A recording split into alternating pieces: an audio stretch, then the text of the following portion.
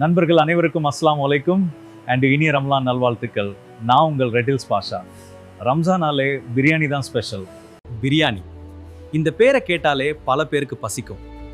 ஆனால் இந்த பிரியாணி இந்தியாவுக்கு எப்படி வந்ததுன்னு உங்களுக்கு தெரியுமா? பிரியன் என்ற பாரசீக சொல்லிலிருந்து வந்தது. இதற்கு வறுக்கப்பட்ட அரிசின்னு பொருள். பாரசீக வணிகர்கள் மூலமாக தான் இது இந்தியாவுக்குள்ள நுழைஞ்சது.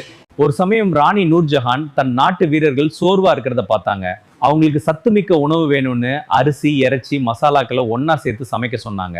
அதுதான் நம்ம இன்னைக்கு சாப்பிட்ற நவீன பிரியாணி ஆரம்பம். முகலாயர்கள் கொண்டு வந்த இந்த உணவு ஹைதராபாத்ல காரமாவும், லக்னோல நறுமணமாவும், நம்ம ஊர்ல சீரக சம்பா வாசனையோடு பல அவதாரங்களை எடுத்துச்சு. உங்களுக்கு பாஸ்மதி ரைஸ் பிரியாணி பிடிக்குமா இல்ல சீரக சம்பா பிடிக்குமா?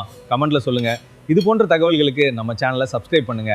அப்புறம் கடைசியா ஒரே ஒரு ரிக்வெஸ்ட், இன்னைக்கு ஒரு நாளாவது ஆன்லைன்ல ஆர்டர் பண்ணாம நம்மளே சமைச்சு அக்கம் பக்கம் வீட்டுக்கும் நண்பர்களுக்கும் கொடுப்போம். நிச்சயமா அதுல ஒரு அன்பு இருக்கும். பிஸ்மில்லாஹிர் ரஹ்மானிர் ரஹீம்.